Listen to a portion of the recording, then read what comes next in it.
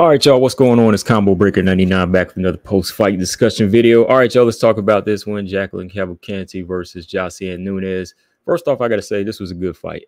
This was a really good fight. I was entertained with this one. All around good action. You know, Josiane Nunes was bringing what she brings to the table, but I really like Cavalcanti's style as well, man.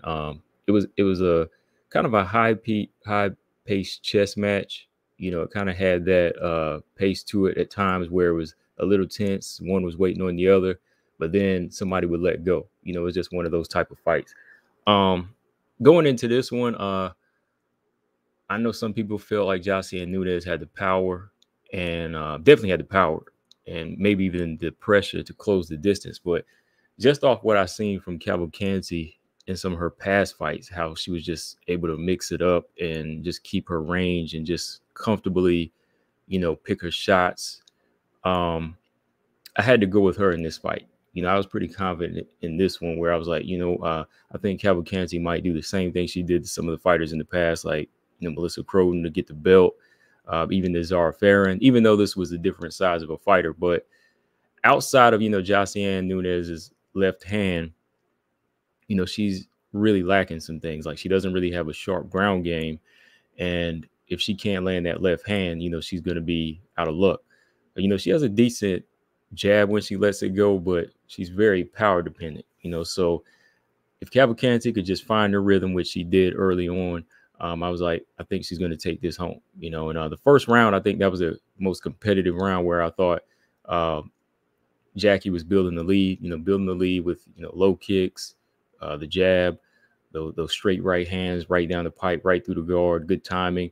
Josiane Nunes was scoring with those straight left hands and low kicks, had a couple of low kicks. You know, she was putting that pressure on, making Jackie have to move, but Jackie was comfortable all the while, you know, even how she would, you know, just kind of slide off the cage. She knew like her range, you know, she knew her back was to the cage. She would just slide out and make Josiane Nunes miss that first round, miss that left hand. So I think the first round I clearly gave, well, I won't say I clearly, but I think it was more of a feel out round. I think it was a feel out round. Now, the second round was clearly Jackie's, in my opinion. I thought that Jackie was just picking the better shots. Again, landing some hard right hands. You know, she was landing some hard right hands. It wasn't until like coming up into the end of the round, like 30 seconds, Josiane Nunes would come on strong and try to steal around. You know, there were a couple moments where she did have a little bit of scare. She did kind of stun Jacqueline a couple of times. She stunned Jacqueline a couple of shots, you know. But I like how Jacqueline, you know, she kept it cool. She just stayed back, you know, regrouped and went right back into the fire and started landing her own shots to show that, hey, I ain't backing down. You know, she landed some good hard right hands on Josiane Nunes and started doing some damage on her in the second round. So, yeah, I clearly gave Jackie the second round. Again, the first round was kind of back and forth, but the second went Jackie's way, even though Josiane did land some hard shots. Third round, Josiane knew she had to close. You know, she knew she had to close it because she started coming after her. But again, I like how Jackie was just circling out, making her miss a lot of shots.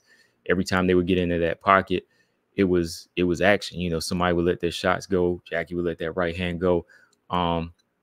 Finally, in that third round, I like how when Josiane stepped in, Jackie was, you know, trying to deflect some of those power shots. She came up with a good right uppercut and snapped Josiane Nunes' head back. I was like, that's what I'm talking about. You know, you got to let that right uppercut go whenever you're dealing with somebody that just likes to run in like that. So there was some good exchanges in this fight all around. I think it was just good. Like, I don't even want to just break this thing down like that. I just wanted to kind of get my thoughts on it. All I can tell you on this one is go back and watch it. Definitely watch this one. It was a good 3-round fight. This is the action we kind of been looking for bantamweight, as far as, you know, the stand-up game and just two fighters going at it. You had one technical striker and one, I'd say, technical puncher mostly, you know, in Josiane Nunes. You know, she was trying to bob her way in, but, you know, just with that lack of diversity with her shots, you know, she was missing a lot.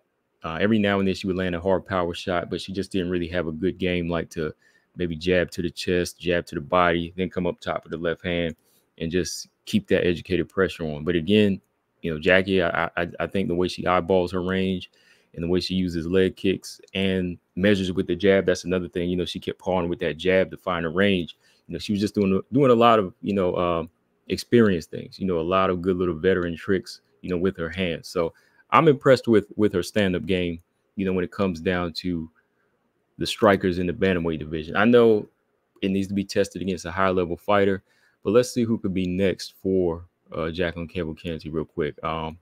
She's not ranked, but with that win over Jocelyn Nunes, let's see, Jocelyn Nunes, oh, she's actually not ranked either. So I don't know what that win's going to do for her now, because they're both unranked. But maybe that'll give her the 15th spot and bump everybody else up to 13, and maybe Julia Avila might exit. I haven't seen Julia Avila lined up to take a fight anytime soon. So maybe with Julia Avila's inactivity again, maybe they'll take her out, move GDR, Chelsea Chandler up, and then let Cavalcanti, you know, enter into the top 15. But that's 2 wins for Jackie right now. So with the way the bantamweight division is, I mean, off of 2 wins, I think she could get ranked. You know, they don't have like as many fighters as flyweight, so I think it'd be cool if she did get ranked off of this win. You know, Jocelyn Nunes, that's a good fight. And moving forward from there, I mean, I like to see her fight somebody, like, if they give Panny another chance, fight that fight. Miesha Tate, you know, she's number 11. You know, that would be a good fight for her. Other than that, yeah, like when I look at Jacqueline, her striking next to GDR, well, just GDR is like, of course, she's the most veteran striker in there. Like, she's the most experienced and best striker in there right now. Irene Aldana is good, but really when you look at like pure strikers that just like mix it up and just really know their range, I'd have to say, yeah, Cavalcanti, like, she's showing a good level there. I don't know how she'll fare against like the bigger girls when they get bigger and they start trying to take her down. You know, the grapplers, we'll see. But as a striker, you know, I do rank her up there as like entertaining and, you know, a possible threat with the hands. But yeah, I'd like to see her fight a top 15 now. You know, maybe the winner of, I believe, who's GDR fighting next? Is she fighting Cornell? Yeah, Cornell, maybe that fight. Maybe Miesha Tate now. That'd be a good fight. Jocelyn Nunes, one of these unranked girls, maybe if Irina Aksleva comes back anytime soon, maybe they can fight. That'd be a crazy, explosive fight. You know, they both have that wild style. Maybe that's something they could schedule when Irina Aksleva's when her suspension is lifted, because she's gonna be out for a year, you know, so maybe they can fight.